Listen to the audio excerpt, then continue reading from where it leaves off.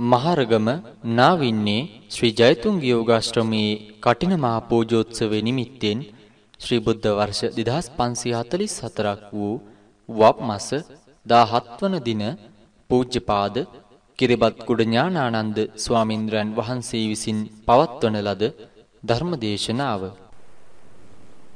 හොඳයි, කවුරු සාදුකාරයක් කියන්න. අතිගෞරවනීය අපේ ගුරුදේව නායක මාහිමිපාණන් වහන්සේ ප්‍රධාන පූජනීය මහා සංඝරත්නයන් අවසර පරිදි අද දින අපේ ශ්‍රී ජයතුංග යෝගාශ්‍රමෙහි මේ වාර්ෂික මහා කටින පුණ්‍යෝත්සවයේ නිමිති කරගෙන පවත්වනු ලබන පරිවාර පින්කම් වල අද දෙවෙනි දවසේ මේ පින්කමයි දැන් මේ ක්‍රියාත්මක වීමට බලාපොරොත්තු වන්නේ. ඊයේ ආරම්භ කරපු මේ පින්කම් මාලාව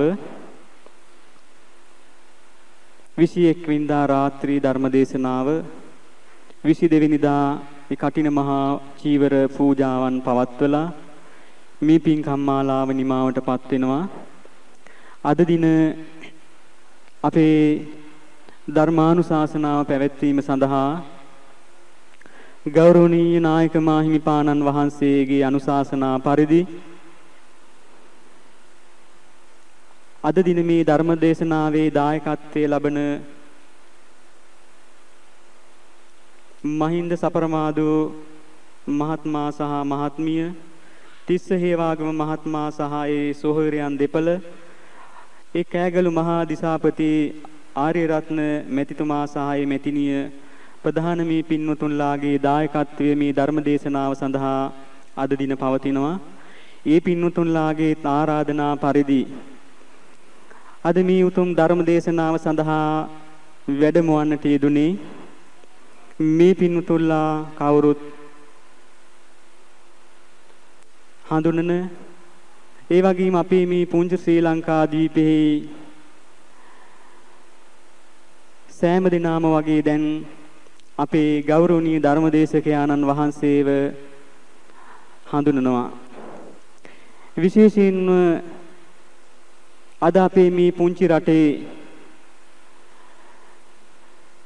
ලෝතර භාග්‍යවත් බුදුරජාණන් වහන්සේගේ නිර්මල ශ්‍රී සද්ධර්මය සරල සුගම මට සිලටු බසින් හැකිතාක් දුරට අපේ ජනතාවට ශ්‍රවණය කර දීම සඳහා තමන් වහන්සේටම ආවේනික වූ ඒ ධර්මදේශනා විලාසයකින් ස්වාසු ජනතාව දහම් සයුරේ ගිල්වමින් දහම් දේශනා කරන, ඒ වගේම අපේ ගුවන් විදුලි සංස්ථාවේ ඊටාම ප්‍රසිද්ධ ධර්මදේශකයන් වහන්සේ නමක් බවට අද අපේ ගෞරවනීය දේශකයාණන් වහන්සේ ප්‍රතිලිත වෙලා තිබෙනවා. ඒ වගේ විශේෂයෙන් සඳහන් කරන්නට කැමති බුදුරජාණන් වහන්සේගේ ශ්‍රී මුඛ දේශනාවම සම්බුද්ධ දේශනාවම ශ්‍රවණය කිරීමට, ඒ වගේම අසන්නට දැනගන්නට කැමති බුද්ධිමත් ජනතාවක් දැන් බිහිවීමකින් පවතින කාලයක්. ඒ බුද්ධිමත් ජනතාව මේ තරම් හරි බිහිවීම සඳහා යම් පරිශ්‍රමයක් ලැබෙනවා නම් මේ කාල පරිච්ඡේදයේදී අපේ ගෞරවනීය ධර්මදේශකයාණන් වහන්සේගේ ඉමහත් කැපවීම සහ අප්‍රතිහත ධෛර්යයෙන්, ඒ වගේම විශේෂයෙන්ම මේ තුනුරුවන් පිළිබඳව අවංකවම උන්වහන්සේ මහත් ලැබියාවකින් කටයුතු කරන සාමීන් වහන්සේ නමක්. ඉතින් ඒ නිසා මේ පින්වතුන්ලා අදත් ඒ භාග්‍යවන්ත අවස්ථාව බුදු පියාණන් වහන්සේගේ ශ්‍රී මුඛ දේශනාව ඉස්මතු වෙමින් සරල සුගම බසින් දහම් ශ්‍රවණය කිරීමට අද මේ මොහොත උදා කරගත්තා. ඒ නිසා මේ පින්වතුන්ලා සඳහාද ඒ උතුම් ධර්ම දේශනාව සඳහා වැඩමවන්නට යෙදුනේ පොල්ගහවෙල වඩුවාවේ යටිගල් ඔළුව මහමෙවුනා අසපු භාවනා අසපුවේ ප්‍රධාන අනුශාසක දුරන්දර ඒ වාගේම ගෞරව ශාස්ත්‍රවේදී පූජ්‍යපාද කිරිබත්ගොඩ ඥානානන්ද ස්වාමීන්ද්‍රයාණන් වහන්සේ අපි එතුමන් වහන්සේට මෙතෙන් පටන් මේ උතුම් ධර්ම දේශනාව ආරම්භ කරන්නට ආරාධනා කරන්නට අපේ අද දින මේ දායකත්වයේ ලබන මහින්ද සපරමාදු මහත්මයාට ආරාධනා කරනවා දැහැත් වට්ටිය පිළිගන්වලා උන්වහන්සේට ආරාධනා කරන්නට කියලා. ඒ දායක පින්වතුන් වෙනුවෙන් මහින්ද සපරමාදු මහත්මයා දැන් ආරාධනා කරන කවුරු සාදු කියන්න. හොඳයි මෙතෙන් පටන් ධර්ම දේශනාව සඳහා අපි කාල වේලාව ලබා දෙමු. එතුමන් වහන්සේට අපි මේ අත්පත් කරගත් සීල කුසල් උන්වහන්සේගේ ලෝසසුන් වැඩ වැඩිම සඳහා කාය චිත්ත පීඩාවන් දුරු වෙලා නිදුක් නිරෝගී සුවපත් භාවයේ සුවසේ වින්දනය කරමින් চিරාත් කාලයක් අප අතර වැඩ සිටමින් අපහට ධම් දේශනා කරන්නට උන්වහන්සේට දීර්ඝායු සම්පන්නිය ලැබේවා කියලා සාදු කියලා සෙත් ප්‍රාර්ථනා කරමින් මෙතෙන් පටන් අපි ගෞරවයෙන් ආරාධනා කරනවා ධර්මානුශාසනාව පවත්වන හැටියට.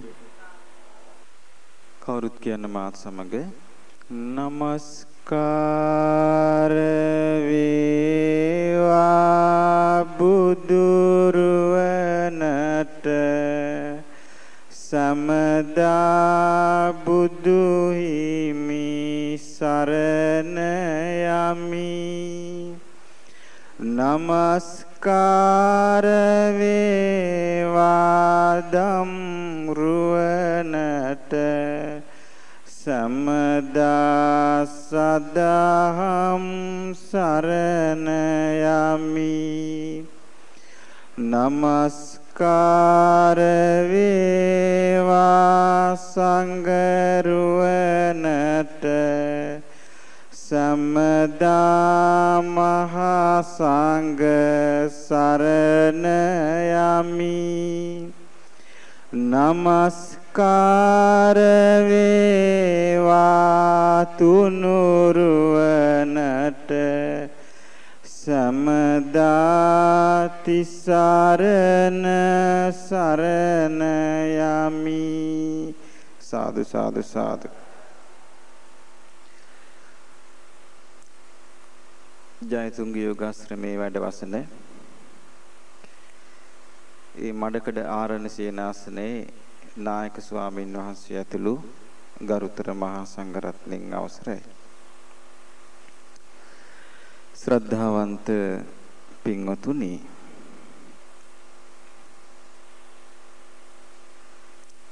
අද මම පුංචි කතන්දරයක් කියා දෙන්න හදන්නේ. මේ කතන්දරේ මතක තියාගන්න ලීසි. මේ කතන්දරේ නම තමයි කණුවේ ගැට ගහපු බලු කුක්කගේ කතාව. ලීසි නේද නම? මතක තියාගන්න ලීසි නමක්. කණුවේ ගැට ගහපු බලු කුක්කගේ කතාව. මේ දේශනේ පාලි නම ගද්දූල බද්ද සූත්‍රය. බුදුරජාණන් වහන්සේ දේශනා කරපු එකක්. ඒකේ පාලි නම ගද්දූල බද්ද සූත්‍රය. අපි ඒක දැන් සිංහලෙන් කතා කරන්නේ. කණුවේ ගැට ගහපු බලු කුක්කගේ කතාව. බුදුරජාණන් වහන්සේ භික්ෂුන් වහන්සේලාට කියා දෙනවා මෙහෙම. බලු කුක්කෙක්ව කණුවක ගැට ගහලා තියෙනවා. එතකොට මේ බලු කුක්කා නිදහසේ ඇවිදින්න පුළුවන්ද කියලා ඇහුවා. පුළුවන්ද කණුවේ ගැට ගැහුවම නිදහසේ ඇවිදින්න? ඇවිදින්න බෑ. එහෙමනම් බලු කුක්ක බැඳිලා ඉන්නවා. මොකේටද? කණුවට බැඳිලා. එහෙනම් බලු කුක්ක ඉන්න තාක්කල් සිටින්නේ කණුවත් එක්ක තමයි. එයා යන තාක් යන්නේ කණුව වටේ. එයා ලගින තාක් ලගින්නේ කණුව ආශ්‍රය කරගෙන බලු කුක්කට පුළුවන්ද ඒ බලු කුක්කව බැඳලා තියෙන බැම්ම තද නම් බලු කුක්කට පුළුවන්ද ඒක කඩාගෙන යන්න? බෑ. බුදුරජාණන් වහන්සේ දේශනා කරනවා චතුරාර්ය සත්‍ය අවබෝධයේ පිණිස සිත යොමු කරපු නැති පෘථග්ජන ජීවිතේ කණුවේ ගැට ගහපු බල්ලු කුක්කෙක් වගේ කියලා. උන්වහන්සේ දේශනා කරනවා සංසාරයට වැටිලා ඉන්න කෙනෙකුගේ ජීවිතේ කණුවේ ගැට ගහපු බල්ලු කුක්ක වගේ කියලා. මේ කවුරු ගැනද කියන්නේ?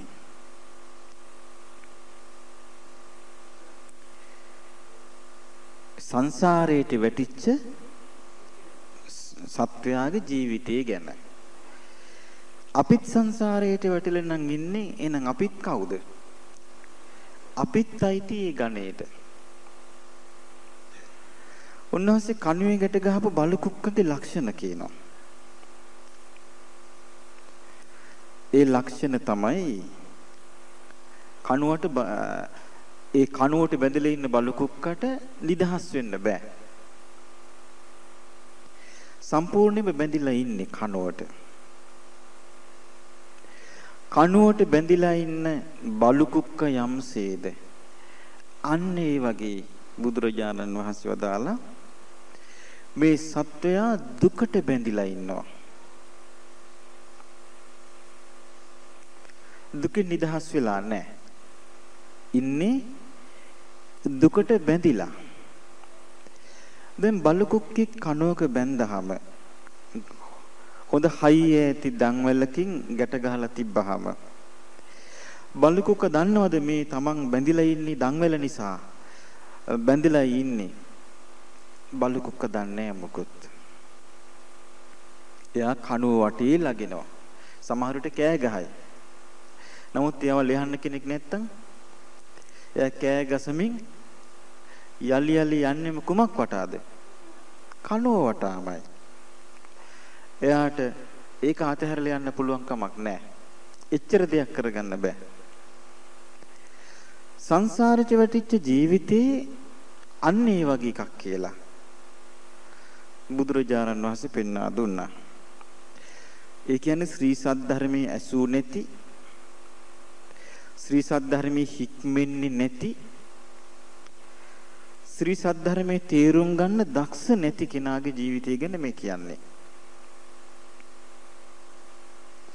ශ්‍රී සද්ධර්මයේ අසල නැති, ශ්‍රී සද්ධර්මයේ තේරුම් ගැනීමේ හැකියාව නැති,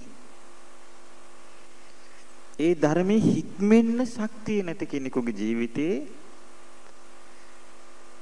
කණුවේ ගැට ගහපු බලු කුක්කගේ ජීවිතය වගේ කියලා තියෙනවා.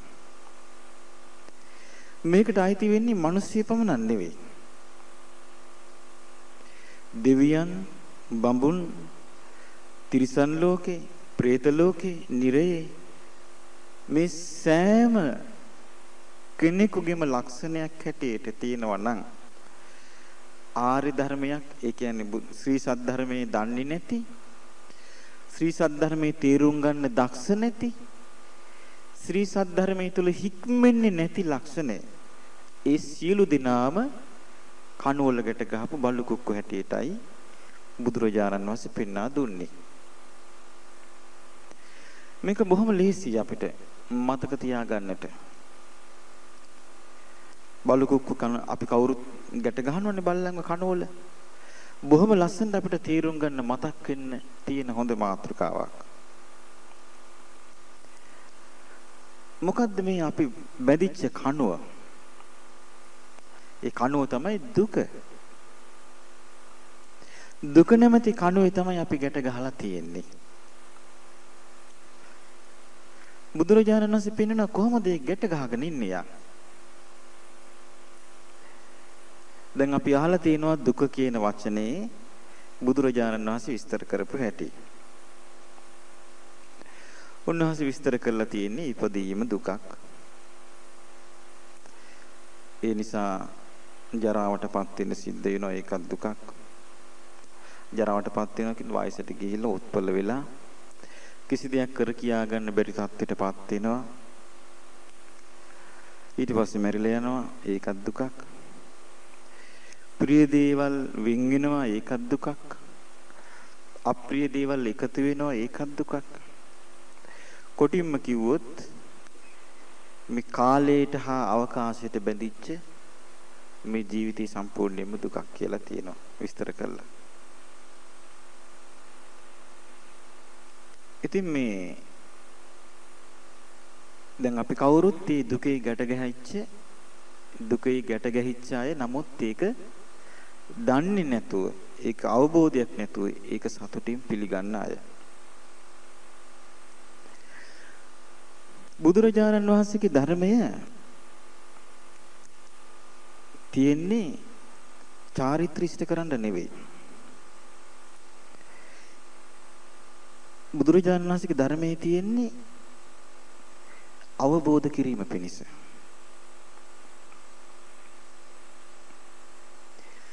ඒ නිසා සාමාන්‍යයෙන් චාරිත්‍ර ඉෂ්ට කරන ධර්ම දේශනාවලට මම සහභාගී වෙන්නේ නැහැ.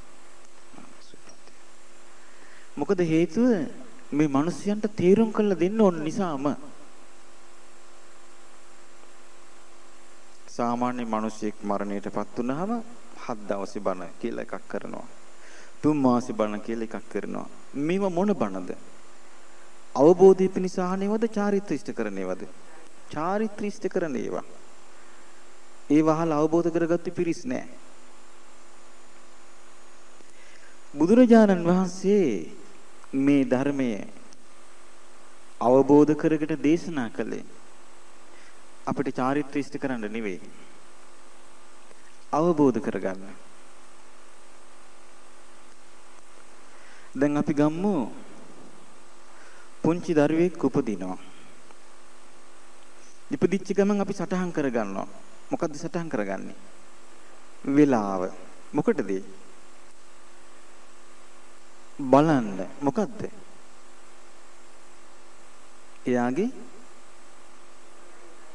එයාගේ දෛවය බලන්න.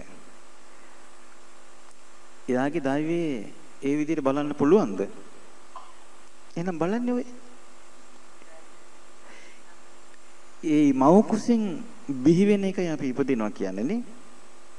බුදුරජාණන් වහන්සේගේ ධර්මය තුල ඉපදිනවා කියන්නේ ඊටත් වඩා ගැඹුරු එකක්. යම් දවසක මව කුසක පඨවි, ආපෝ, තේජෝ, වායෝ, ආකාශ, විඥාන කියන මේ ධාතු 6 මව කුසක පිහිටනවද? ඒ මොහොත තමයි උපදින මොහොත. ඒක අපි කවුරුද දන්නවද? ඒක මව්වරු දන්නවද දරුවා මව කුසට එන වෙලාව? නෑ. උපදින මොහොත තමයි පඨවි, ආපෝ, තේජෝ, වායෝ, ආකාශ, විඥාන කියන මේ ධාතු 6 මව කුසේ පිහිටන මොහොත. ඒ මොහොත ලැබෙන්නේ කොමකට අනුවද?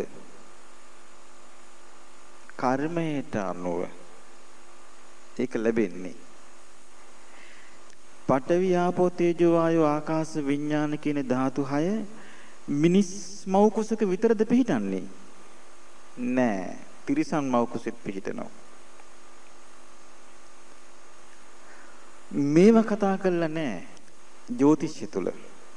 ඒවා කතා කරන්නේ ශ්‍රී සද්ධර්මයේ.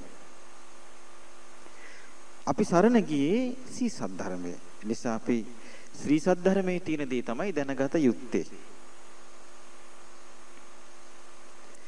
ඉතින් ඉබඳු ආකාරයට මව කුසකට පඨවි, ආපෝ, තේජෝ, වායෝ, ආකාශ, විඥාන කියන මේ ධාතුය මුල් බැස ගත්තට පස්සේ කර්මානුරූපව තමයි මව කුසේ පාරිසරික සාධක උපකාර කරගනිමින් දරුවන් වැඩින්නේ, සතුන් වැඩින්නේ. මිනිස් මව කුසේ, තිරිසන් මව කුසේ වැඩෙනවා. ඊට පස්සේ විඳවන්න තමයි එළියට එන්නේ. ඉතින් මේ විඳවිල්ල කණුවක ගැට ගහපු බලු කුක්ක වගේ එකක්. බුදුරජාණන් වහන්සේ වදාලා හරි පුදුම විදිහට පැහැදිලි ලෙස උපමාවලින් මෙන්න මෙහෙම. මහණෙනි මේ ලෝකේ මහා සාගරේ සිඳිලා යන කාලයක් එනවා. ද සාගරයක් සිඳිලා යනවා කිව්වහම අපිට හිතන්න බැරි එකක්. උන්වහන්සේ වදාළ එහෙම කාලයක් එනවා. උන්වහන්සේ දැක්කා ඒක. උන්වහන්සේ ලෝකවිදු. සාගරේ හිඳිලා ගිහිල්ලා අපේ මේ පුංචි ඇඟිල්ල දාන්න බැරි තරම් පුංචි ඇඟිල්ල තෙමින් නැති තරම් වතුර නැතු යනවා. ඊට පස්සේ බුදුරජාණන් වහන්සේ වදාලා මහණෙනි සාගරේ එහෙම හිඳිලා ගිහිල්ලා වතුර නැතිව ගිහිල්ලා අපේ මේ චූටි ඇඟිල්ල දාන්න බැරි තරම්ම වතුර නැති යනවා. ඒකේ තේරුම මොකද්ද? සාගරය කියන්නේ නැත්තට නැති වෙලා අවසන් වෙලා යන්න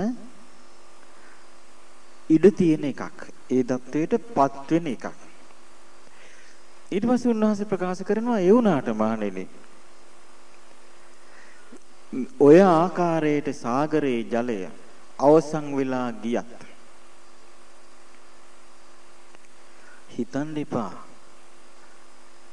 කණුවකට ගහපු බලු කුක්කගේ ජීවිතය අවසන් වෙයි කියලා.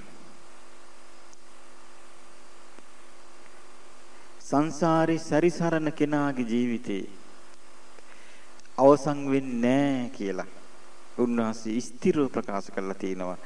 ඒ හේතු තියෙන නිසා යාතුල පුහුදුන් සත්වයාගේ සංසාරයට බැඳිච්ච සිත දියුණු නොකරන චතුරාර්ය සත්‍ය අවබෝධයේ පිණිස මානසිකව කැප නොවිච්ච ජීවිතේ සාගරේ වීලිලා අවසන් වුණත් අවසන් වෙන්නේ නැහැ කියලා තියෙනවා.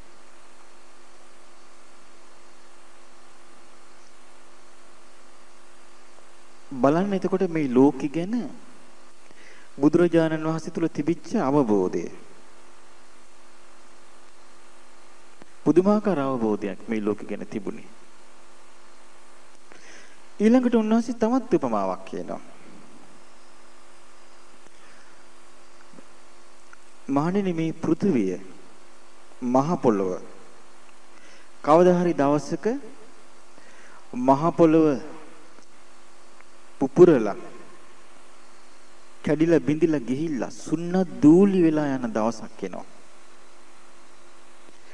මහ පොළොව කියන වචනේ නාම මාත්‍රිකව අතු ගෑවිලා යන දවසක් එනවා.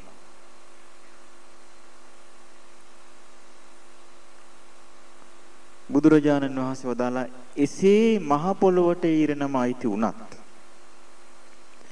සසරට වැටිච්ච චතුරාර්ය සත්‍ය අවබෝධයේ පිණිස මානසිකව සකස් නොවිච්ච බුද්ධිය මතු කර නොගත්තු සත්‍යයේ ජීවිතේ ඒ විදිහටවත් අවසන් වෙන්නේ නැහැ කියලා ස්ථිරව ප්‍රකාශ කරලා තියෙනවා. ඒ ඔක්කොම තියෙන්නේ මම අර කියාපු දේශනේ ගද්දූල බද්ද සූත්‍රයේ.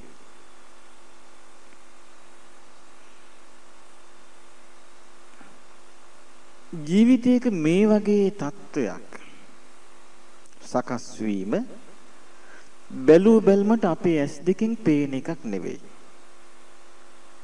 අපේ ඇස් දෙකෙන් පේන්නේ නැහැ ඒක. දැන් අපි මේ ජීවිතේ විඳවනවා. විඳවන්නේ මොනවද? විඳවන්නේ මොනවද අපි? පිනුත් විඳවනවා, පවුත් විඳවනවා. නමුත් අපි අඳුන ගන්න සමර්ථ වෙන්නේ විදෝන පිනද විදෝන පවද? විදෝන පව විතරයි අඳුන ගන්න සමර්ථ වෙන්නේ. පින අඳුන ගන්න බොහෝ විට සමර්ථ වෙන්නේ නැහැ. ඒ නිසා පින විදෝන වෙලාවට මොකද කරන්නේ? බාල් නටලා හෝ කියලා අමුතු විදිහට කෝලහලයක් කර ගන්නවා. පව විදෝන වෙලාවට දේවාල ගානේ දුවනවා. කෝවිල් ගානේ දුවනවා. බෝධි පූජා ගානේ දුවනවා. පූජා වට්ටි ගානේ දුවනවා. මේක හරීම විකෘති මානසිකත්වයක්. ගැඹුරින් ජීවිතේ බලන්නේ නැති සෝචනීය තත්ත්වයක්. බුදුරජාණන් වහන්සේ පෙන්වා දෙනවා මේ අවුල ඔය විදිහට පැවැත්වුවොත් කිසිම දවසක සංසාරෙන් නම් ගැලවෙන්න ලැබෙන්නේ නැහැ.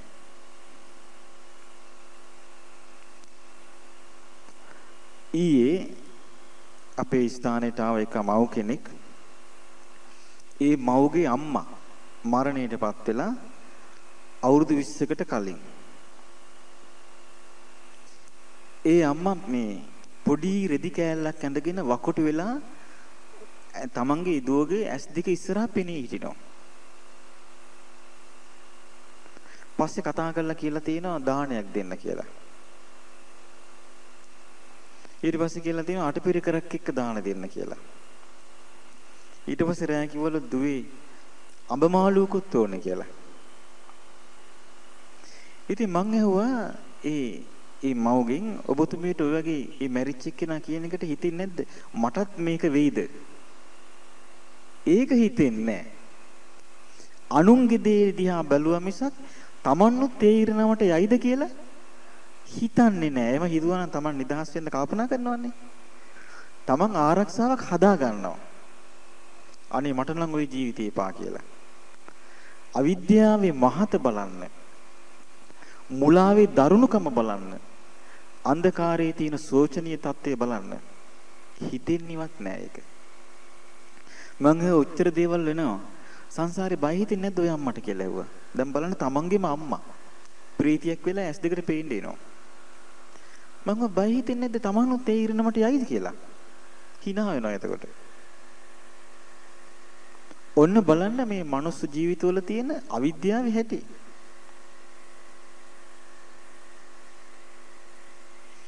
ඉතින් මෙවැනි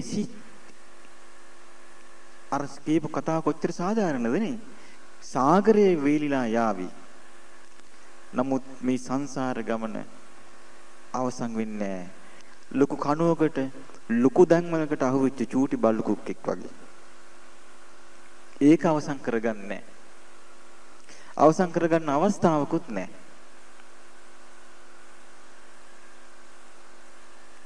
ධර්මයේ හොත් ධර්මයේ සද්ධර්මයේ කතා කරනකොට මේ සමහර අය මට කියනවා ස්වාමීන් වහන්සේ මේ අපිට මේ ලෞකික ජීවිතය ගත කරන්නද?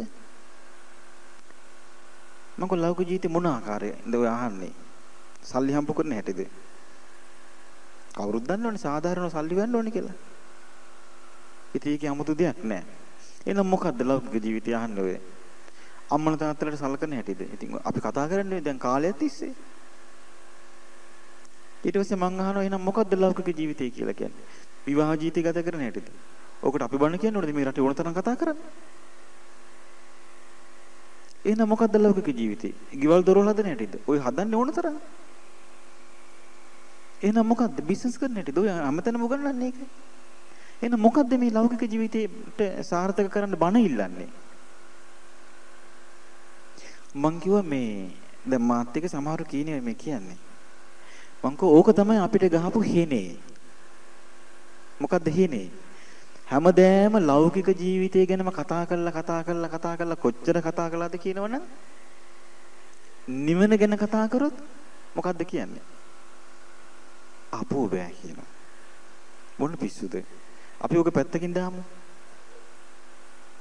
අපි නිවන පැත්තකින් දාමු. අපි මේ ජීවත් වෙන හැටි කතා කරමු කියලා අර ශ්‍රී සද්ධර්ම එක පාට බැහැර කරනවා. ඔන්න මේ රටට ගිය කලදසාව. ඊට පස්සේ මොකද කරන්නේ? කවි බණ කියනවා, හුරුතල් වෙනවා, නැල වෙනවා. ඔච්චරයි තියෙන්නේ. ශ්‍රී සද්ධර්මේ නැහැ. මේ ශ්‍රී සද්ධර්මයේ අතු ගෑවිලා ගිහිල්ලා තියෙන දැන් සමාජේ. ඒක වෙලා තියෙන්නේ මේ ලෞකිකත්වයේ තුල පිස්සු හැදිච්ච නිසා. මේකෙන් පිංගතුණි අපි බුද්ධිමත් නම් අපි මේකෙන් නිදහස් වෙන්න ඕනේ. අපි ඉලක්කය හැටියට තියාගන්න ඕනේ. හරි. බුදුරජාණන් වහන්සේ දේශනා කරනවා නම් ඔය විදියට කණුවල ගැට ගහපු බලුකොක්ක වගේ කියලා මේ ජීවිතේ බුදුරජාණන් වහන්සේ දේශනා කරනවා නම් ওই විදියට මහා සාගරේ වේලිලා ගියත් සංසාරෙට වැටිච්ච කෙනාට ගැලවිල්ලක් නැtei කියලා. බුදුරජාණන් වහන්සේ දේශනා කරනවා නම් ওই විදියට මහා පොළව කෑලි වලට කැඩිලා ගිහිල්ලා සුන්න දූලි වෙලා ගියත් මේ සංසාරික ජීවිතේ අවසන් වෙන්නේ නැහැ කියලා. තමන් කොතනද ඉන්න ඕනේ කියලා තමන් තීරණයකට එන්න ඕනේ. අන්නේ ඒ ඉරණමින් නිදහස් කරලා දෙන්නයි බුදුරජාණන් වහන්සේලා පහළ වෙන්නේ. හුරුතල් කතා කී අඬ ඉන්න නෙවෙයි. ඒ ඉරණමින් නිදහස් කරලා දෙන්න අපිව. අපි එක් එක්කෙනාගේ ජීවිතේ තනිවම අනාරක්ෂිතයි. ආරක්ෂාවක් නැහැ. උන්වහන්සේ එක තැනක බොහොම ලස්සනට කියලා තියෙනවා. ඇඟට විතරයි ආරක්ෂාව දෙන්න පුළුවන් කියලා. බුරුද ඒක? ඇඟට විතරයි දෙන්න පුළුවන් ආරක්ෂාව. බාහිරින් දෙනවනම්. බාහිරින් දෙන්න පුළුවන් ආරක්ෂාව ඇඟට විතරයි. හොඳට බලන්න අපේ ඉතිහාසෙ. ඇඟ නෙමෙයි රැක ගන්න හැදුවේ රැක ගන්න ඒත් බැරුව කියන්නේ. බාහිර ආරක්ෂාවක් ඇඟට විතරයි දෙන්න පුළුවන් හිතට බෑ. හිතට දෙන ආරක්ෂාව තමා විසින් හදා ගන්න ඕන එකක්. තමන් විසින් හදාගන්නේ හිතේ ආරක්ෂාව. අන්න බුදුරජාණන් වහන්සේ ඊළඟට කියලා දෙනවා මේ විදිහට. හිතන්න කියනවා නිතර ජීවිතේ කිලුට වෙන්නේ නාන්න නැතු හිටියාම නෙවෙයි. ජීවිතේ කිලුට වෙන්නේ ඇඳුම් කිලුටුනාම නෙවෙයි. ජීවිතේ කිලුට වෙන්නේ කොන්නේ පීරන්නේ නැතු හිටියාම නෙවෙයි. ජීවිතේ කිලුට වෙන්නේ පරණ කෑම කාලා නෙවෙයි. ජීවිතේ කිලුට වෙන්නේ කුමක් කිලුට වීමෙන්ද? සිත කිලුට වීමෙන්.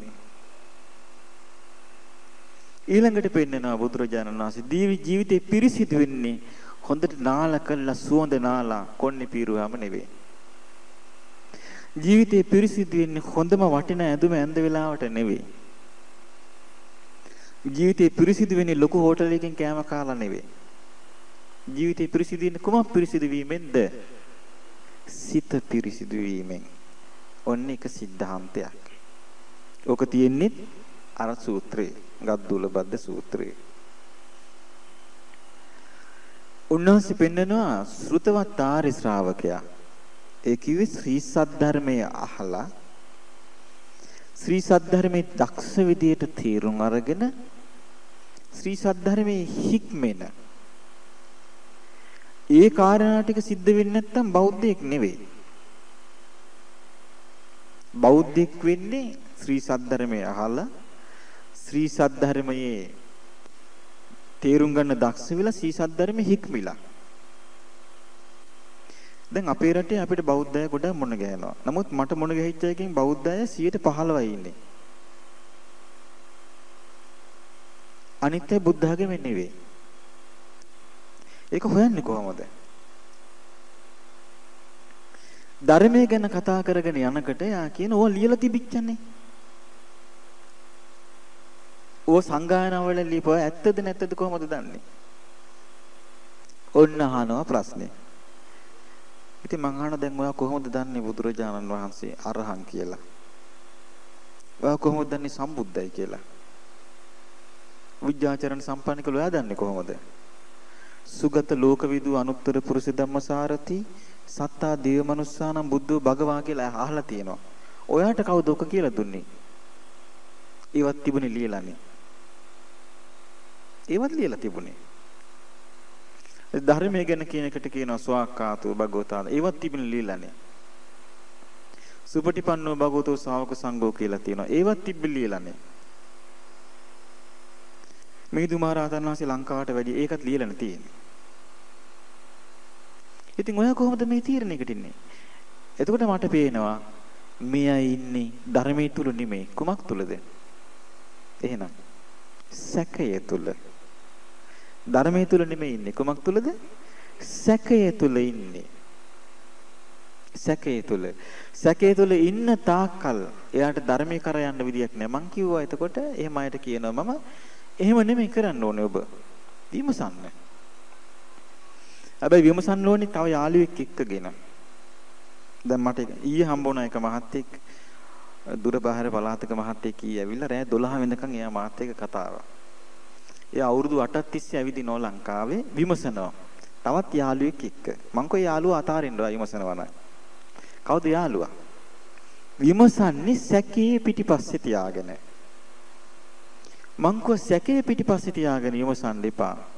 සැකේ විසින් විමසන්න දෙන්නේ නැහැ ඔයාව. ඇදලා ගන්නවා පැත්තකට. ඔයා විමසන්න වෙන යාළුවෙක් මං කියන්නම්. ඒ තමයි බුද්ධිය. බුද්ධිය පිටිපස්සෙන් තියාගෙන විමසන්න. එතකොට බුද්ධිය විසින් අනුග්‍රහ කරනවා විමසීමට. අන්න ඒ විදිහට කරොත් ඔයාට යමක් ලැබෙයි නැත්නම් ඔයාටත් ලැබෙන්නේ නැහැ කියලා කිව්වා. දැන් තේරෙන හැටියට කියන්න මේ අපේ රටේ තියෙන්නේ එහෙම බුද්ධිය තියාගෙන විමසීමක්ද නිකන් සැකෙන් විමසන එකක්ද? වැඩිපුර තියෙන්නේ ඒක. ඒ නිසා ධර්මයේ කරා යන්නේ නැහැ. බොහෝ දිනෙක ධර්මයේ කරා යන්නේ නැහැ. බොහෝ දිනෙක අහනවා ඊට පස්සේ මොකද කරන්නේ? එතනම හලනවා යනවා. ගොඩට අර වෙරළු වගේ. වෙරළු ගොඩක් එකතු කරගන්නවා ඔඩොක්කුවේ තියාගෙන ඉන්න වාඩි වෙලා ඉන්නකම්. ඊට පස්සේ මොකද කරන්නේ? ගසලා දාලා යනවා. අන්න ඒ වගේ තමයි බොහෝ දෙනෙක්. නමුත් අපේ ධර්මයේ කියන ආසාව ඇති වෙලා තියෙනවා. සුළු පිරිසක් ඉන්නවා. ඊටාම බුද්ධිමත් මේ ධර්මයේ ග්‍රහණය කරගන්න. අන්නේ බුද්ධිමත් පිරිස පමණයි අපි ඉලක්ක කරන්නේ. අනිත් පිරිස කෙරේ අපි සානුකම්පික වෙනවා. අනේ මේ පිරිස කවදා හරි මේ ධර්මයේ දැනගෙන දුකින් නිදහස් වෙනවා නම් කොතරම් හොඳද කියලා. ඉතින් පින්වතුනි දැන් මම කරුණ කීපයක් කිව්වා. ඒ කරුණ අතර විශේෂ එකක් කිව්වා.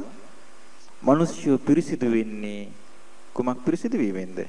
සිත පිරිසිදු වීමෙන්. කිලුටු වෙන්නේ සිත කිලුටු වීමෙන්. මේක ලේසි එකක් නෙමෙයි. සිත කිලුටු වෙන තැන හොයාගත්තේ නැත්නම් කිලුට අයින් කරන්න බෑ.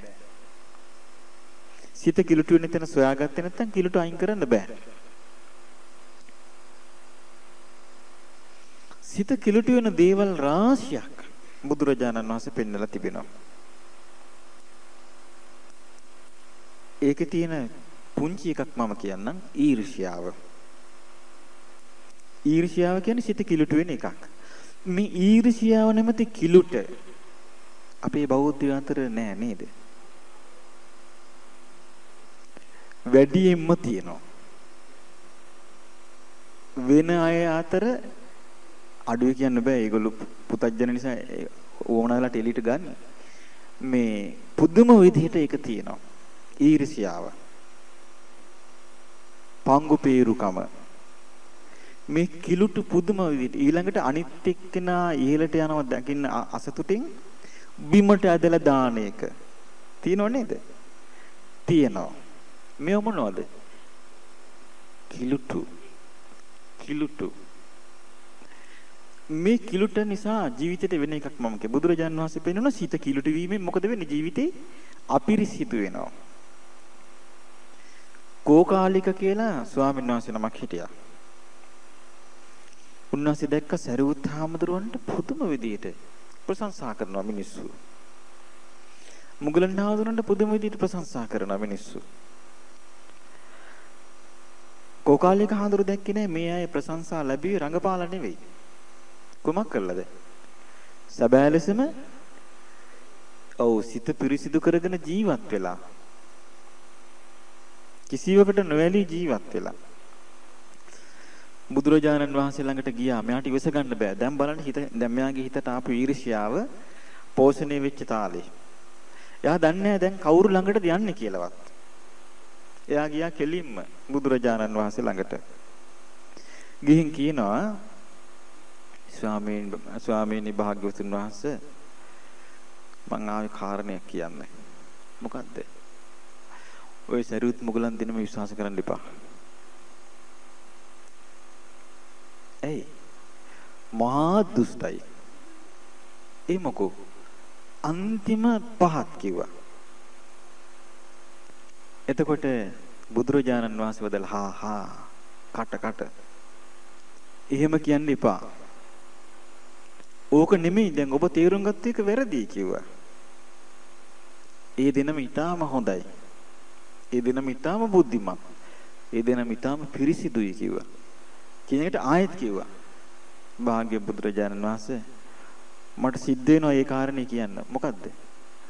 සරියුත් මුගලන් දිනම දුෂ්ටයි කිව්වා. හා කියන්න එපා ඕම. කියද්දි ඒක ආයෙත් කිව්වා. බලන්න ඊර්ෂියාව කියන එක යන හැටි.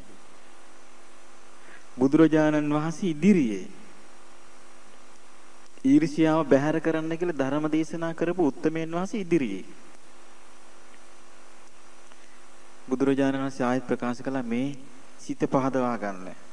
සරියුත් මුගලන් දෙනම කියන්නේ මේ ලෝකෙ සිටින ශ්‍රේෂ්ඨ මිනිස්සු දෙන්නෙක් කියලා. ඊට පස්සේ මොකද කළේ? එයා බුදුරජාණන් වහන්සේටත් වැඳලා ගියා ගස්සගෙන. ගිහිල්ලා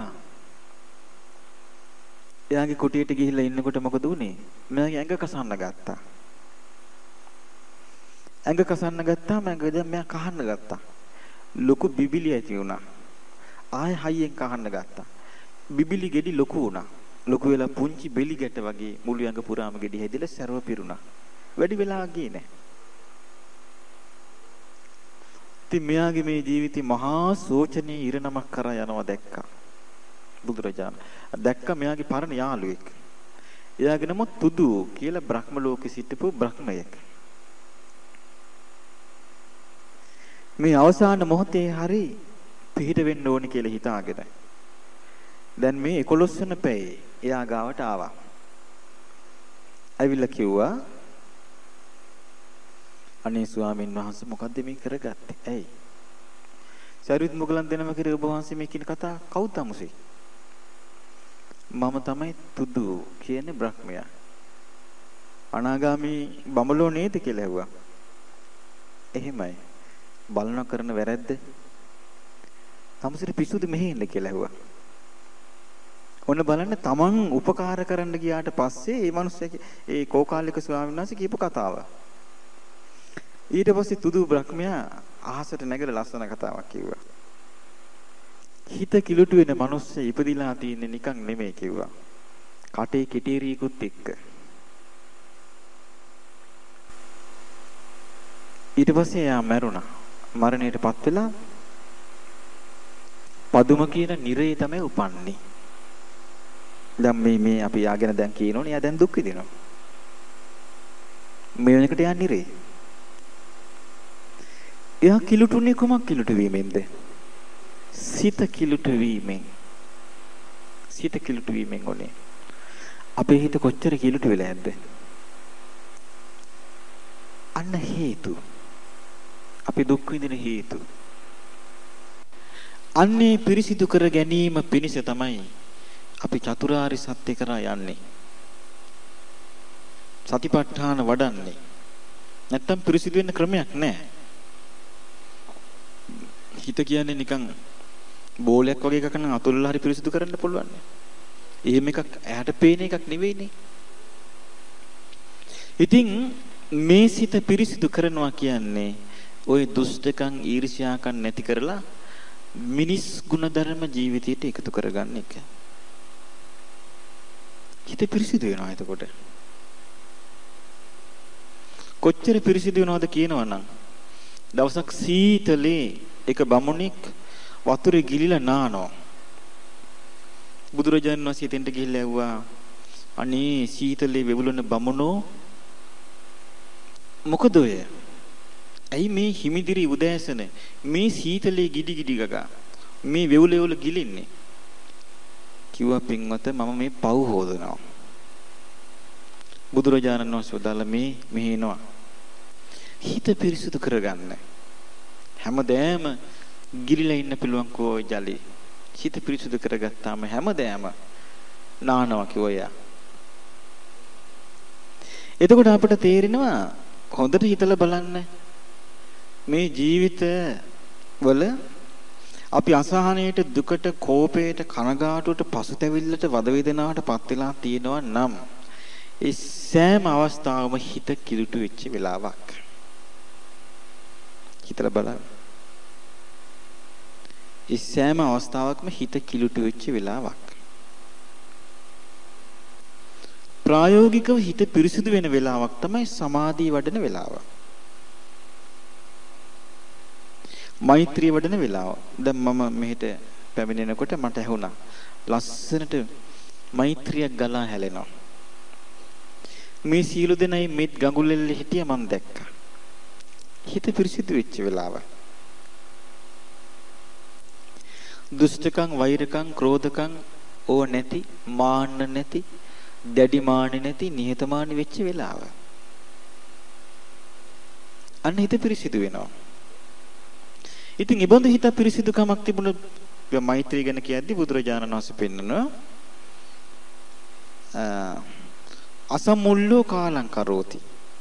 එයා මැරෙන්නේ සිහි බුද්ධියෙන්. ඇයි හිත පිරිසිදුනේ? කොහෙද උපදින්නේ? බඹලෝ උපදිනවා. එයා මිත් සිටින් මැරුණොත් පිරිසිදු හිත ගියන එයාගේ ඉන්න තැන. දැන් ප්‍රේත ලෝකයන්නේ හිත පිරිසිදු වෙලාද? නෑ, අපිරිසිදු වෙලා. අපිරිසිදු වෙන්න වැඩි දෙයක් ඕනේ නෑ. යතුරු කැරල්ල මතක් වුණත් ඒත් ඇති. අන්න ඒකයි මේකේ තියෙන බැරෑරුම්කම.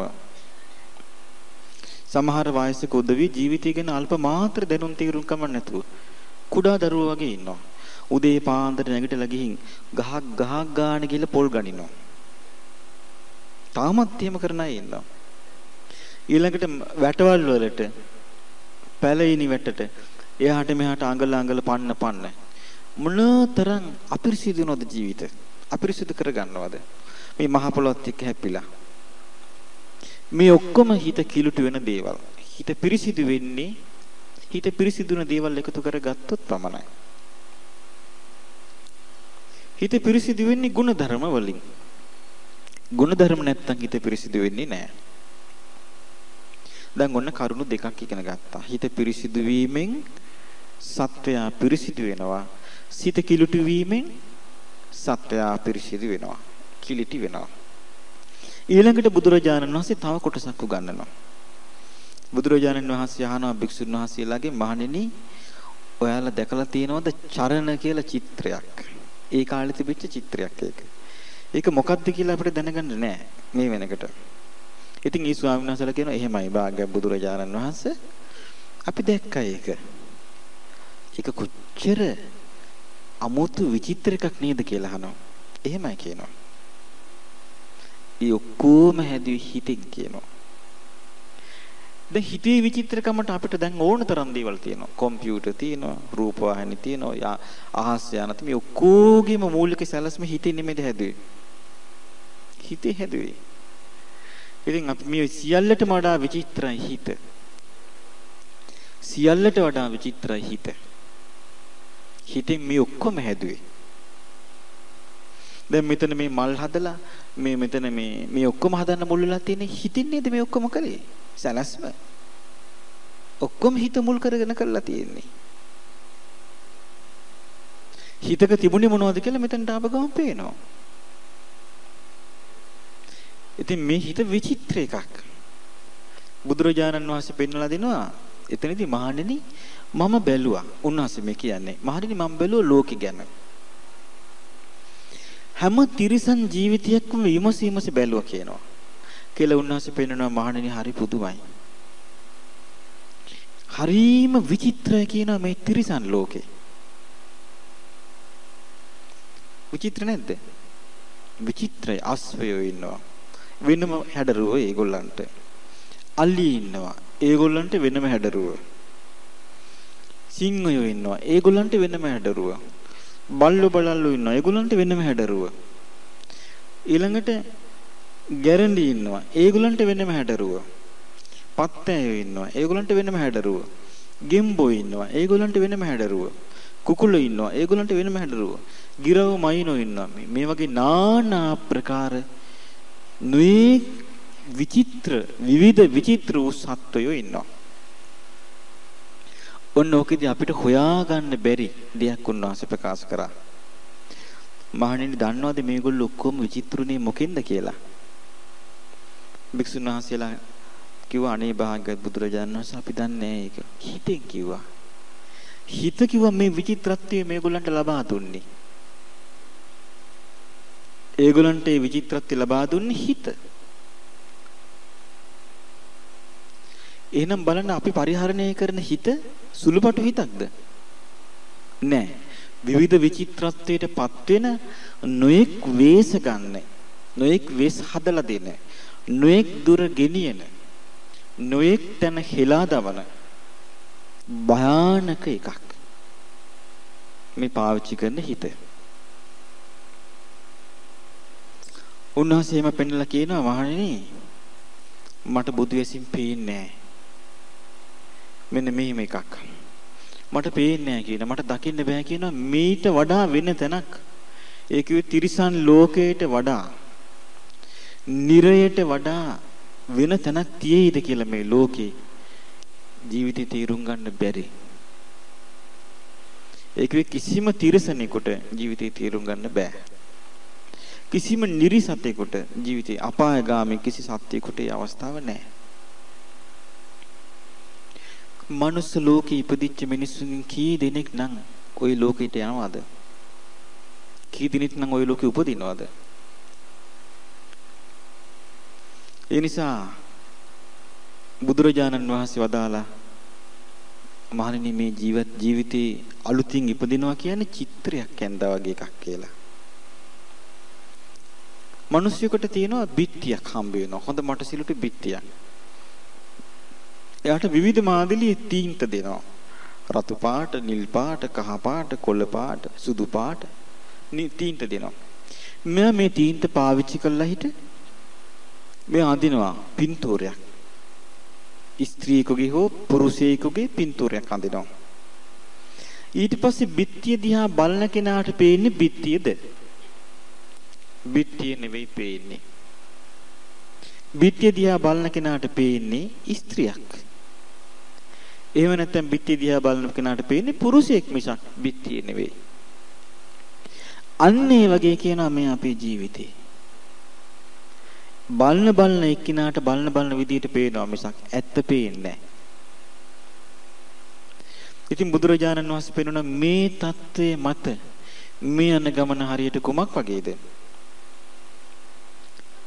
ආන්න බලු කුක්කා කණුවේ ගැට ගැහුවා වගේ. ඊට පස්සේ උන්වහන්සේ ලස්සනට පෙන්නනවා මේ බලු කුක්කා කණුවේ ගැට ගැහුවා වගේ දුකට ගැට ගැහිලා තියෙනවා. උන්වහන්සේ දැන් දුක විස්තර කරනවා. දුක තමයි එයා හිතනවා මේ භෞතික දේවල් වලින් හැදිච්ච දේ මම කියලා. භෞතික දේවල් වලින් හැදිච්ච ඒවා මම කියලා හිතනවා එයා. ඒක තමයි කණුවේ බැඳීම, කණුවේ ගැට ගැහී යාම. මගේ කියලා හිතනවා. සතර මහා භූතයන්ගෙන්, සතර මහා ධාතුන්ගෙන් හටගත්තු රූප මගේ කියලා හිතනවා. මම කියලා හිතනවා. මගේ පැවැත්ම කියලා හිතනවා. අන්න බැඳුනා. කණුවට බැඳුනා වගේ. ඊළඟට සැප හෝ දුක හෝ මධ්‍යස්ථ හෝ විඳීමක් හිතේ ඇති වුනහම ඒක මම කියලා හිතනවා යා ඒක. ඒක මගේ කියලා හිතනවා යා. එයා හිතනවා ඒක මගේ මට අයිති එකක් කියලා. අන්න කණුවට බැඳුනා.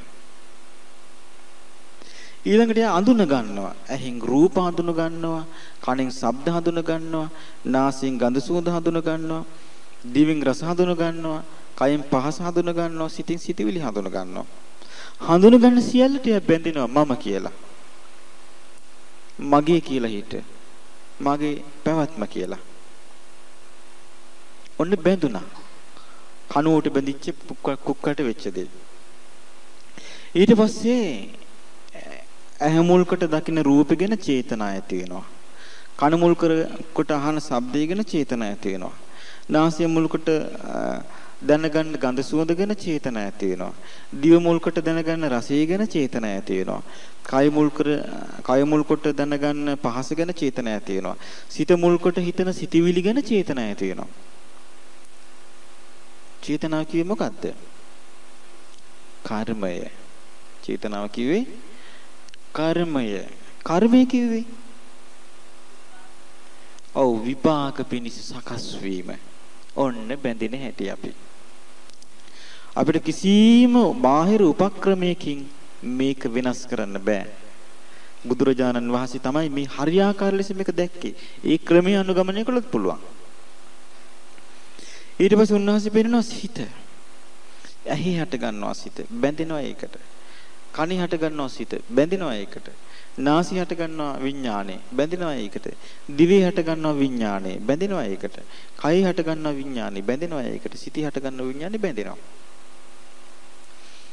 බැඳිච්ච ගමන් බුදුරජාණන් වහන්සේ වදාලා ඔන්න බලු කුක්කා වුණා මොකේටද? කනුවට කණුවේ ගැට ගහපු කුක්කා. එතකොට බලන්න මේක කොච්චර පැහැදිලි ලෙස බුදුරජාණන් වහන්සේ දේශනා කරලා තියෙන එකක්ද? ධර්මය. මේ විදිහේ ගැඹුරු ධර්මයක්. මේ විදිහේ ගැඹුරු කතාවක් මේ ජීවිතය ගැන මේ ලෝකෙ වෙන කිසිම පොතපතක සඳහන් වෙන්නේ නැහැ. වෙන කිසිම පොතපතක සටහන් වෙන්නේ නැහැ. මොකද හේතුව? එච්චර පළල් විදිහට දකින්න මේ ලෝකෙ වෙන සමර්ථ කෙනෙක් නැහැ. බුදුරජාණන් වහන්සේට පමණයි ඒ දක්ෂතාවය තිබුණේ. බුදුරජාණන් වහන්සේට පමණයි හැකියාව තිබුණේ. බුදුරජාණන් වහන්සේ පමණයි මේ ලෝකෙ දැක්කේ. උන්වහන්සේ දැක්ක මේ ජීවිත පැවැත්ම ඉබේ ගලාගෙන යන එකක් නෙවෙයි. එහෙනම් මොකක්ද? දේවමැවිල්ලක්ද? නෑ. එහෙනම් හේතු නිසා හටගත්තු ඵල සමූහයක පැවැත්මක්. හේතු නිසා හටගත්තු ඵල සමූහයක පැවැත්මක්.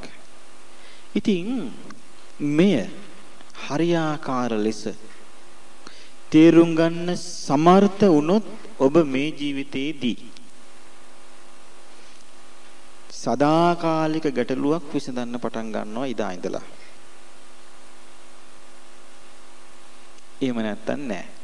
එහෙම නැත්තම් ආයි ඉපදෙනකොට චිත්‍රයන්ද වගේ තමයි. කණුවේ. බිත්තියේ චිත්‍රයන්ද වගේ තමයි. බලන වලට චිත්‍රය පේනවා මිසක් බිත්තිය පේන්නේ නෑ. ඒ වගේ අවස්ථාව අහිමි වෙනවා මේ ජීවිතයේදී ඒකට උත්සාහයක් නොදැරුවොත්.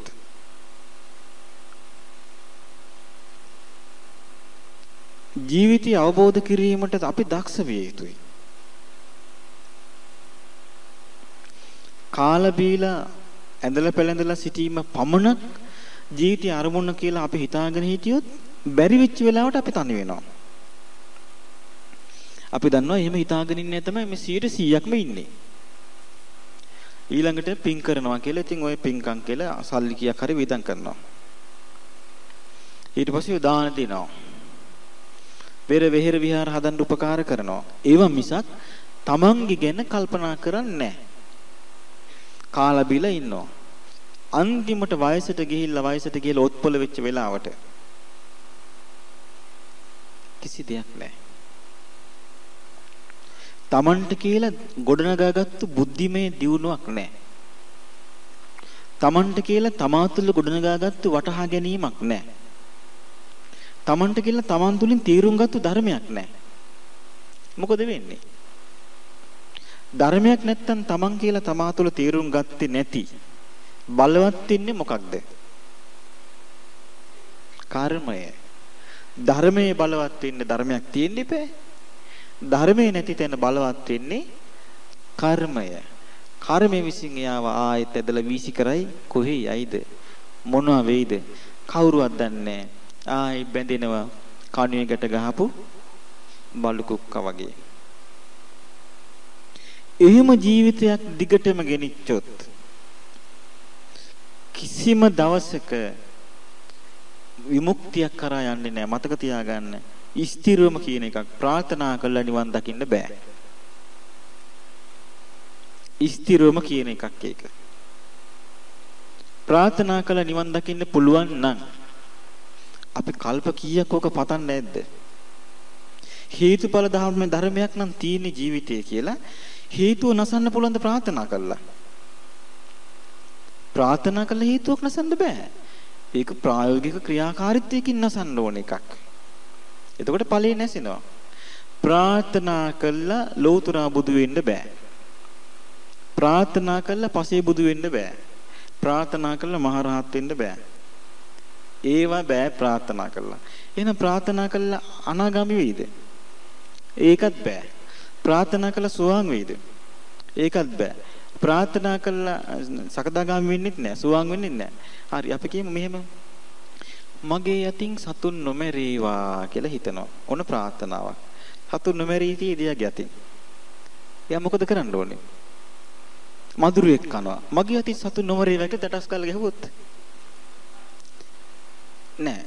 එහෙමනම් එයා සතිය දිනු කළා නම් ප්‍රාර්ථනාවක් නෑ යාට. එයා සතිය දිනු කරනවා, සිහි කල්පනාව. මధుරයක් කනවා. සතිය නැත්තම් එයාට මොකද වෙන්නේ? එකපාරට මත යනවා, දන්නෙත් නෑ, මතක් වෙන්නෙත් නෑ, හිතන්නෙත් නෑ. නමුත් සතිය පිහිටුවා නම් මොකද වෙන්නේ? එකපාරට මතක් වෙනවා. එයා දැනුවත් කරන්නේ එතකොට. දැනුවත් කරන්න හිතෙන්නේ නෑ. එතකොට උත්සාහය නුවණ උත්සාහයේ නුවණින් වාසනාවෙන් මේ වයින් තමයි දියුණු කර යන්නේ ලෞකික ලෝකෝත්තර දෙකම. එකක්වත් ප්‍රාර්ථනාවෙන් කරන්න බෑ. එකක්වත් ප්‍රාර්ථනා කළා කරගන්න බෑ. කොටින්ම කියන්නේ මරණයන් මත්තේ සුගතිය උපදීවා කියලා අපි ප්‍රාර්ථනා කියමු. උපදීද? ඒ කියන්නේ දන්නවන ඔක්කොම දැන් මේ අය.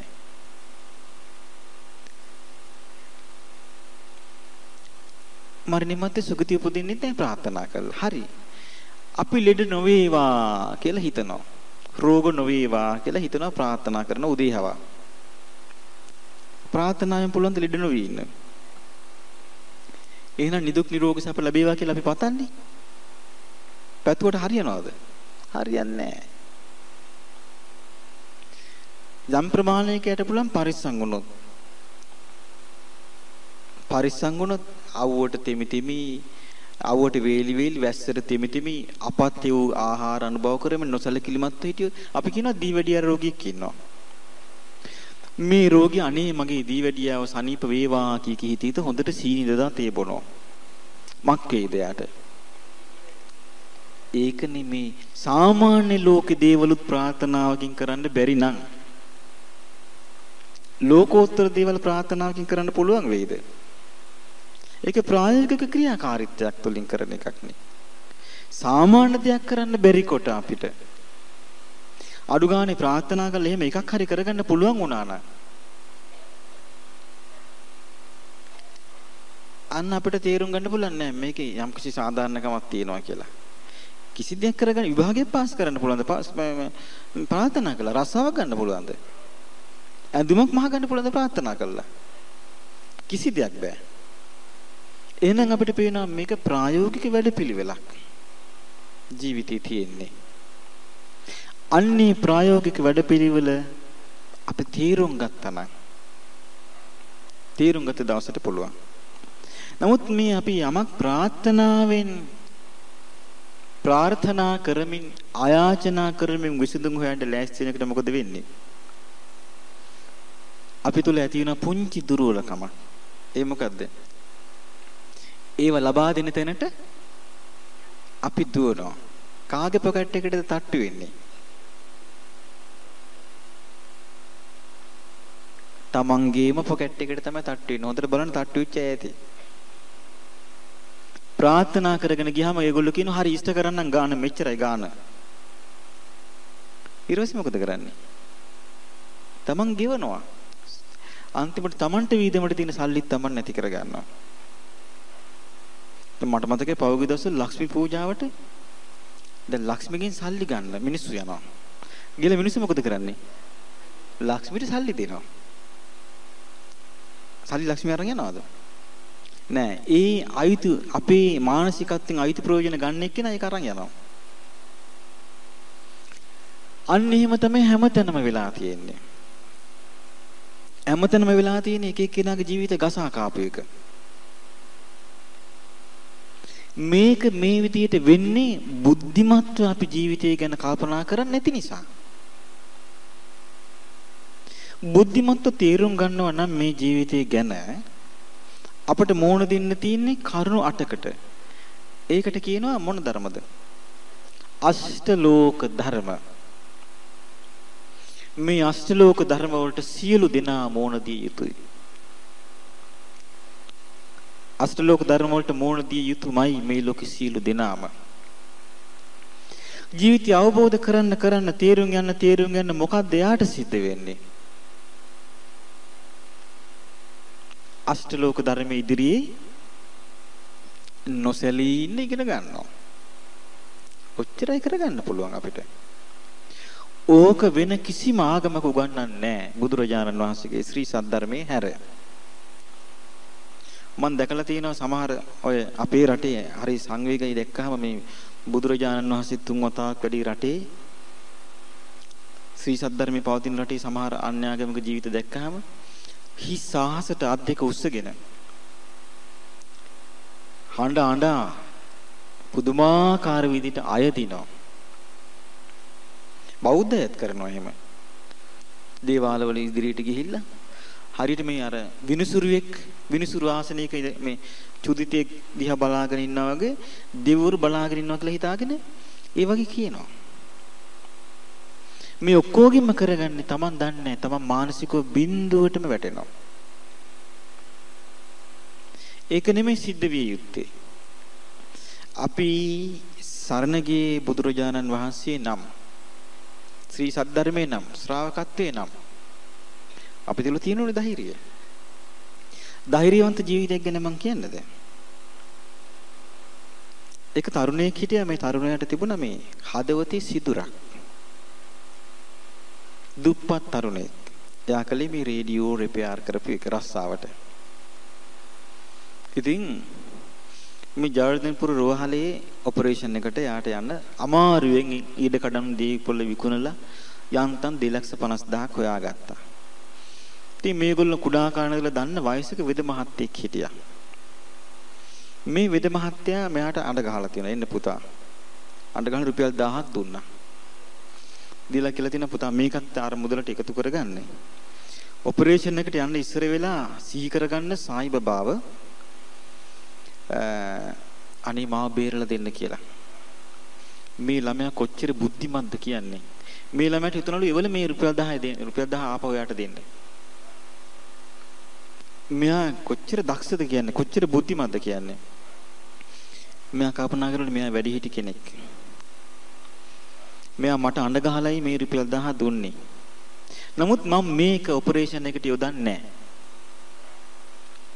මේ නැති බැරි දුප්පත් ළමෙක්. මෙයා මේක ඔපරේෂන් එකට යොදන්නේ නැහැ කියලා මෙයා පැත්තකින් දැම්මයි සල්ලි. ඒ රුපියල් 10 ඒ තාමත් එයා පැත්තකට කරලා තියෙන එක. පාවිච්චිට ගන්න නෑ එයා. එච්චරට මෙයාට පිළිකුල් අර මතේ. අවුරුදු 20 ගණනක තරුණයෙක්. එයා කියනවා මම කොහොමද පාවා දෙන්නේ? මම සරණ ගිය බුදුරජාණන් වහන්සේව. මං කොහොමද අමතක කරලා මේ කොහෙද ඉන්නේ කෙනෙක්ව මතක් කරන්නේ? ඊට පස්සේ මොකද වුනේ? ඔපරේෂන් කළා ආවා. ඒ ඇවිදිලා ටික දවසක් ගියේ සමෘද්ධි ආයගේ ලොතරැයි එකකින් ඒගොල්ලෝ එයාට හැදුනා කුබෝටා ට්‍රැක්ටරයක්. රුපියල් 2,50,000ක් ආපහු එයාට ලැබුණා. ස්වීප් එකක්. ඉතින් එයා දැන් ඒකින් සාධාරණව ධාර්මිකව සල්ලි හොයනවා. එයා දැන් ලස්සන කතාවක් කියනවා. ඔපරේෂන් එකෙන් පස්සේ එයාට හිතුණා කියනවා මට මේ වගේ දුක් වේදනා විඳින්න රුණේ. බුදුරජාණන් වහන්සේ දේශනා කළා මේ රෝග පීඩා හැදෙන්නේ මේ වගේ ලෙඩ හැදෙන්නේ මේ සංසාරේ සත්ව හිංසා කරපු අයට. අනේ මම මధుරියක්වත් ඊට පස්සේ මරන්නේ නැහැ කියලා දැන් එයා සම්පූර්ණයෙන් මధుරියක්වත් මරන්නේ නැතුව ඉන්නවා. අන්න බුද්ධිය පාවිච්චි කරන හැටි. අන්න ඒකයි බුද්ධිය පාවිච්චි කරනවා කියන්නේ. Taman දුක් වේදනා විඳිනකොට බුදුරජාණන් වහන්සේගේ ධර්මයේ තුලින් ජීවිතය දිහා බලනවා මම මේව විඳින්නේ මේව නිසා මම ආයේ මේව හදාගන්නේ නැහැ කියලා. අන්‍යය ඒක නිදහස් වෙනවා. බුද්ධිමත් වෙනවා.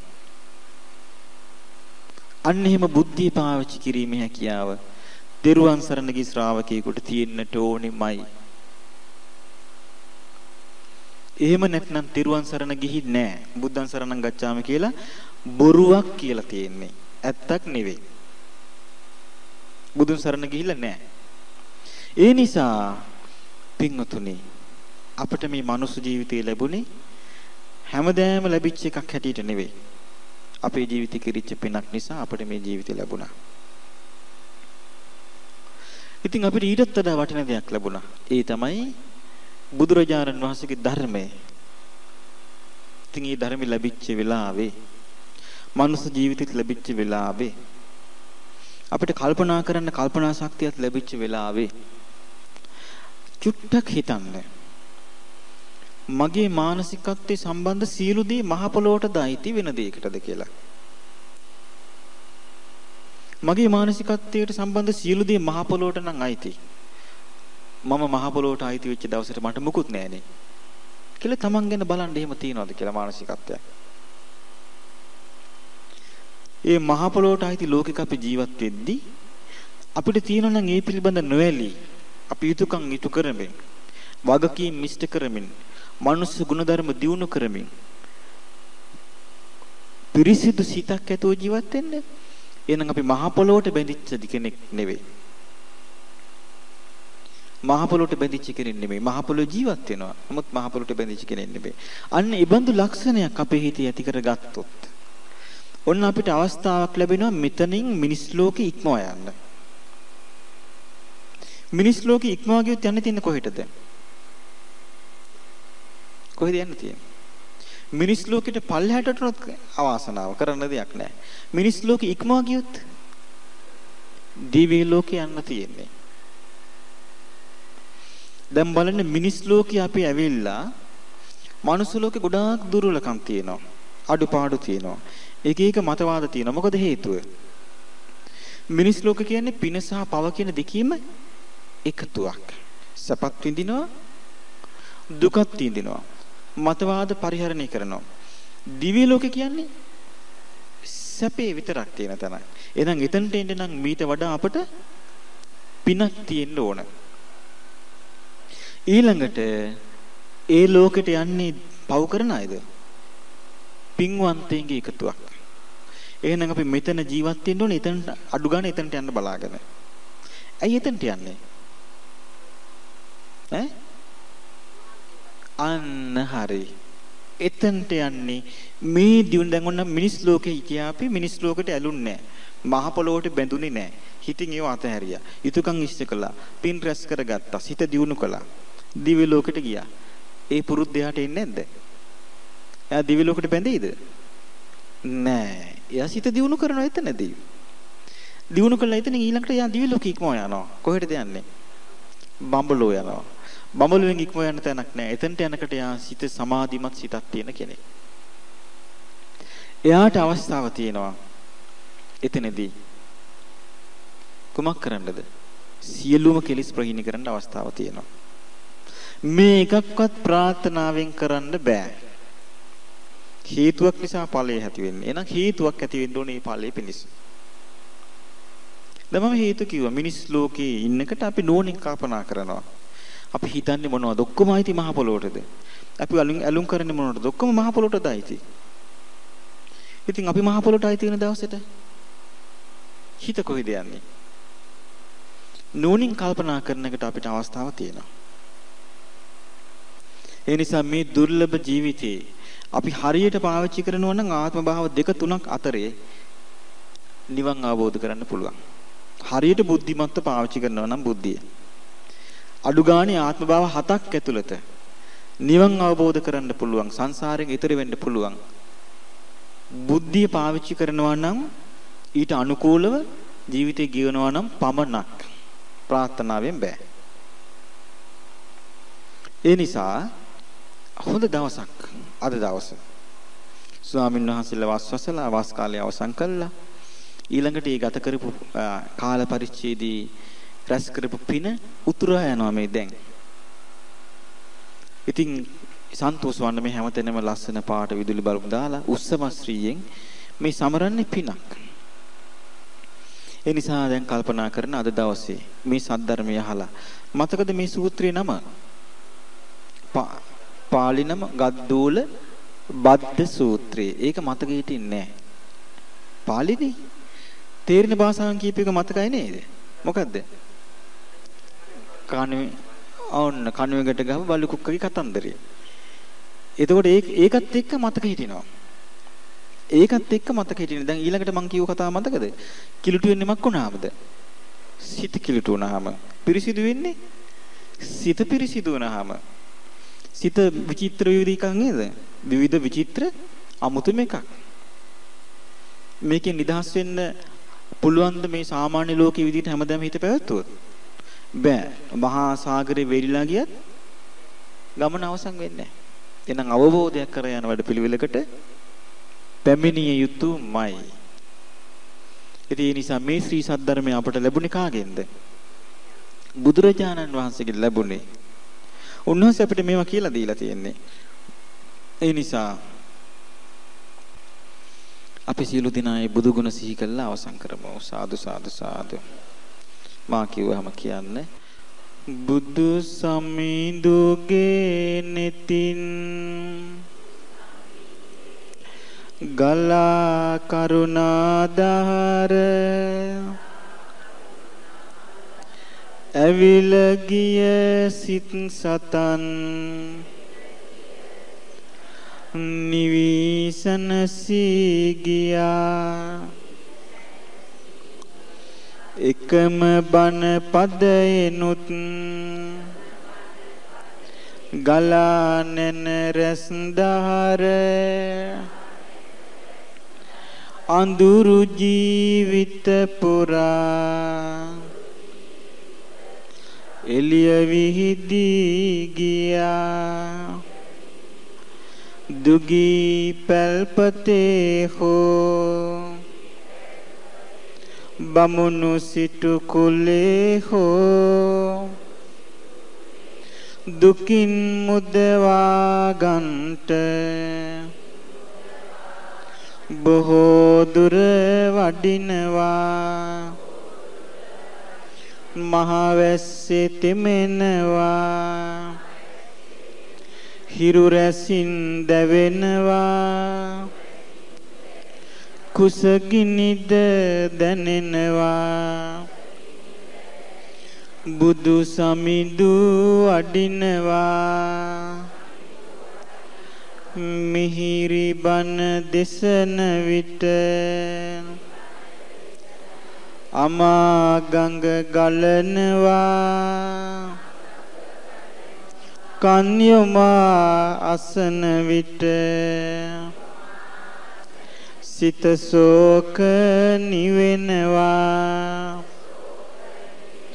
ගුණ නුවණ වැඩෙන විට සසර දුක ගෙවෙනවා බුදු ගුණය සිතන විට නිවන් සුව දැනෙනවා වඩින විට පිඬු සිඟා net කැලුම් බිම යොමා බෙදන්නට දන් පිඬක් අනේ මට බැරි වුණා සිරිපතුල් වෙහෙසුණා අප ගැනම සොය සොයා පිරිනිවි වැඩිසේක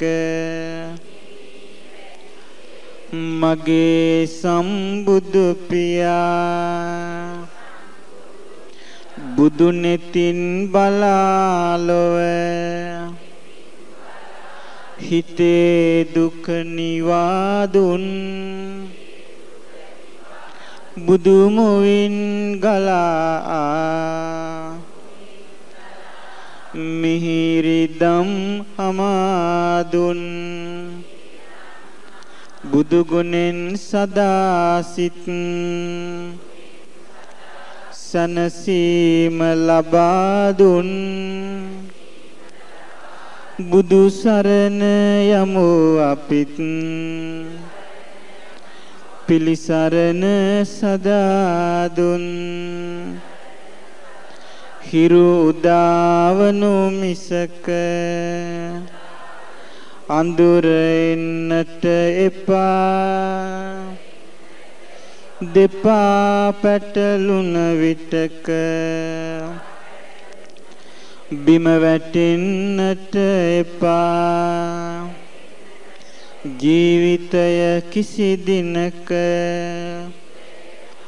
නොමග යන්නට එපා බුදු සමිඳු නැති ලෝක කිසි දෙයක් මට එපා හිත මගේ සනසිලා නරක දේ දුරු වෙලා පිපුන කුසුමක් ලෙසේ ලොව සුවඳ කෙරේවා තණ්හාව දුරු වෙලා දුක මගේ නැති වෙලා සදාකාලික අමා නිවන් සුව ලැබේවා සදාකාලික අමා නිවන් සුව ලැබේවා සදාකාලික අමා නිවන් සුව ලැබේවා සාදු සාදු සාදු අපරස් කරපු මේ සියලු පින් මඩකඩාරණ සේනාසනාධිපති ගෞරවනීය නායක හාමුදුරන් වහන්සේ ඇතුළු මේ ආරණ්‍ය සේනාසන වල වැඩවසන සියලුම ස්වාමින් වහන්සේලාටද ශ්‍රී සද්ධර්ම අවබෝධයේ පිණිස මේ පින හේතු වාසනා වේවා මේ පින අනුමෝදන් වන සියලු පින් කැමැති දෙවියෝද ශ්‍රී සද්ධර්මයේ අවබෝධ කරගනිත්වා ඒ වගේම අද මේ පින්කමේ දායකත්වයේ දරුවේ මහින්ද මහතා ඇතුළු මේ පින්වතුන් නමින් මේ පරලෝකීය ඥාතීන්ටත් අප නමින් මේ පරලෝකීය ඥාතීන්ටත් මේ පින අනුමෝදන් වෙලා මහින්ද සපරමාදු මහතා තිස්ස හේවාගම මහතා සොහයුරියන් ආරියරත්න මහත්මිය ආදී සියලු දෙනා නමින් මේ පරලෝකීය අයටත් අප නමින් මේ පරලෝකීය සියලු ඥාතීන්ටත් මේ පින අනුමෝදන් වෙලා ඒ සියලු දෙනා සැපෙන් සැපයට පැමිණ